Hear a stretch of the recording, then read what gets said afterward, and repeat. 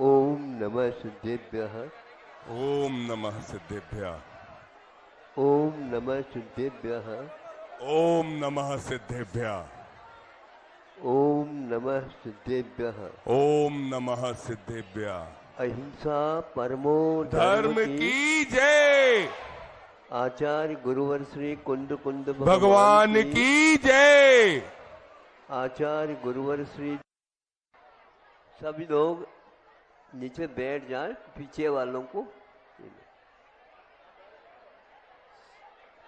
हाँ, हम चले बियावान जंगल में, जहाँ पर मनुष्यों का जाना बहुत ही कठिन है। वहाँ पर पशु पक्षी रहते हैं, हिंस्र पशु भी रहते हैं, सात्विक मृगादिक भी रहते हैं, हिंस्र पक्षी भी रहते हैं और सात्विक भोजन पान करने वाले पक्षी भी रहते हैं। वातावरण रहता है और किसी का नहीं। फिर भी चूंकि ये प्राणी जी रहा है भोजन पानी के माध्यम से ही नहीं, कुछ मानसिक खुराक भी इसे चाहिए होती है।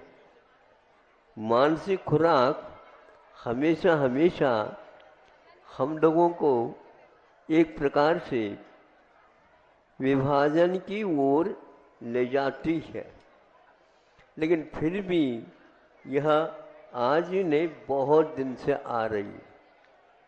तो एक सिंघनी शेर जिसको बोलते हैं, वो ढूंढ रही है, उसे प्रसूति करना देना है बछड़े शावक को। किंतु ये ध्यान रखे, इसलिए ढूंढ रही है कहीं अपने पति को ये ज्ञात न हो जाए। अरे जब दाम्पत्य जीवन ही चालू किया है तो उनको संतान की रक्षा के लिए उनका भी तो हाथ है, लेकिन यह रहस्यपूर्ण है। इसका लालन पोषण केवल वह शेरनी करती है, शेर नहीं कर सकता। समझ में बात आपको आपकी है, इसलिए बहुत जल्दी आ जाती। घर में रहस्यपूर्ण कुछ वस्तुएं रहती हैं जिसके लिए वह जो कमाने वाला है उसको भी पता नहीं लग सकती, और लगना भी नहीं चाहिए। जब से लगना लग जाएगा तो एक नहीं फिर दो हो जाएंगे। अब एक स्थान को उसने बना लिए, पहले निगाह पति के निगाह में ही वह स्थान था, उसने जाकर के निरीक्षण कर दिया। जैसे कोई प्रधानमंत्री महोदय आते हैं तो पहले से ही प्रशासन आकर के ठीक व्यवस्था है क्या नहीं, कहाँ से यहाँ पर संपर्क सूत्र है आदि आदि हमारे पास आ जाते हैं।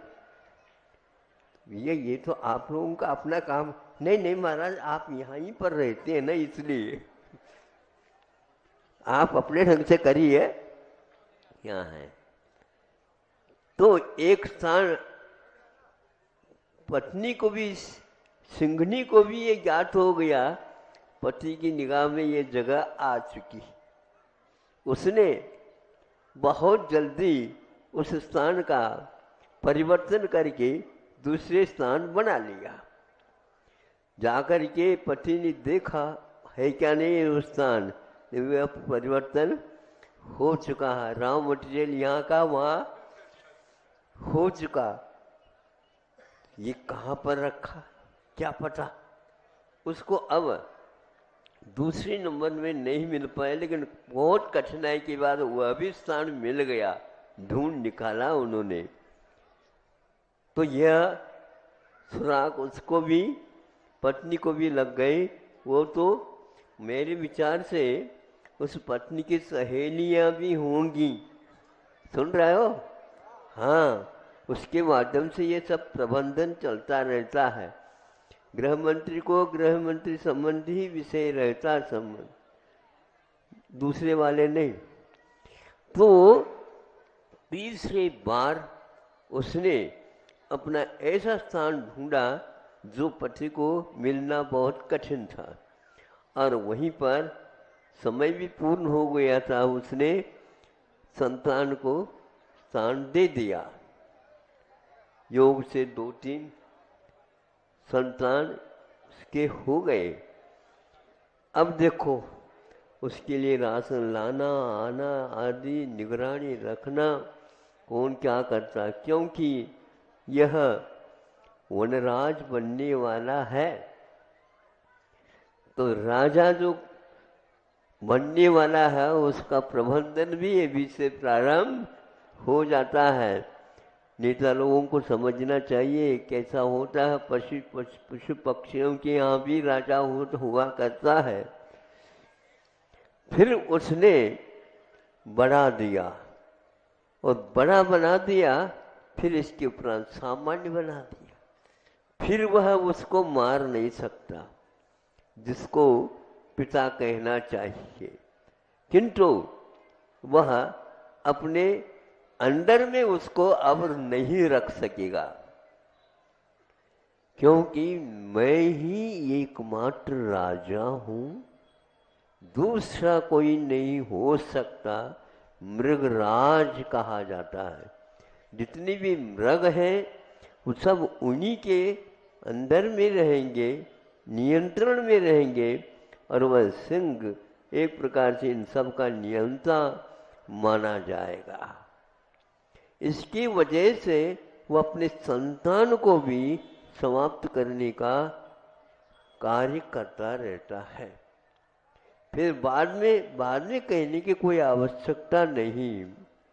यह जब पशु और पक्षी में भी होता है तो मनुष्य में क्या होता है महाराज, इसको बताने की कोई आवश्यकता ही नहीं। पिता पुत्र की 2-2 पार्टियां चल सकती हैं, पत्नी की अलग और पति की अलग चल सकती है।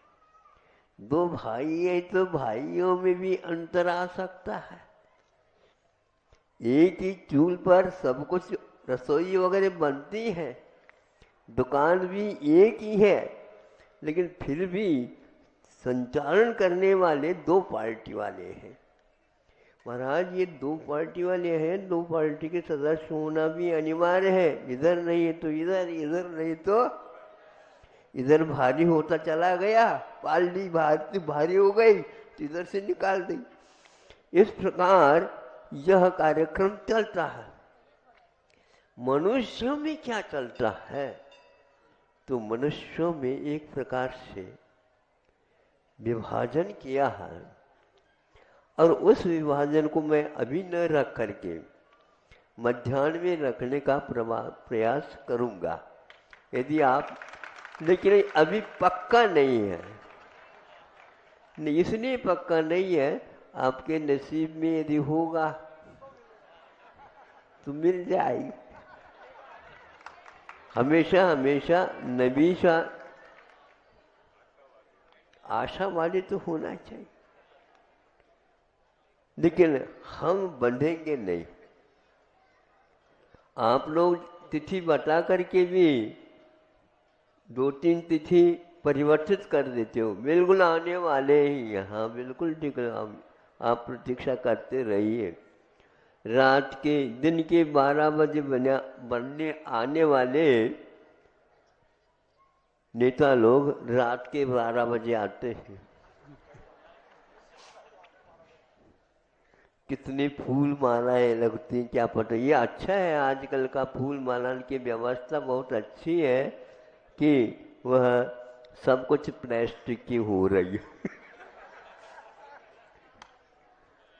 उन फूलों को गले में लगा दो तो कुछ उसका स्वाद नहीं आएगा, लेकिन देखने को तो ऐसा लगा बहुत। आज तक हमने ये नहीं देख पाया कि फूल तो खिले हैं बिल्कुल बहुत भिन्न भिन्न भिन्न भिन्न, किंतु उस हार में, उस माला में फल कहीं लटके हुए नहीं थे। अब इसको हम उसके साथ जोड़िए। यहाँ एक मनुष्य है और वह मुनि बनता है। मुनि बनता है, मैं 16 स्वर्ग में तो नहीं रहना चाहता हूँ, क्योंकि 16 स्वर्ग में यदि रहूँगा तो वहाँ की व्यवस्था माननी पड़ेगी। वहाँ की व्यवस्था आप छोटे होकर के काम करना पड़ेगा, बड़े नहीं हो सकते, ऑर्डर किसी को दे नहीं सकते। ऑर्डर जो आया है, वो दिया गया है, उसका पालन भर कर सकते हो। इनको कहते हैं अहमिंद्र देव। आप सुन रहे हैं? हाँ, अहमिंद्र देव ने मैं ही एकमात्र इंद्र हूँ, और दूसरा वो भी अहमिंद्र है। इस प्रकार असंख्यात देव, वहाँ पर देवियाँ नहीं रहती। क्या सुना? व्यवस्था जहाँ कहीं भी आवश्यकता है वहाँ पर देवी देवता होना अनिवार्य है। मनुष्यों में है चलेगा, पशुओं में भी चलेगा, देवों में भी 16 स्वर्ग तक चलेगा।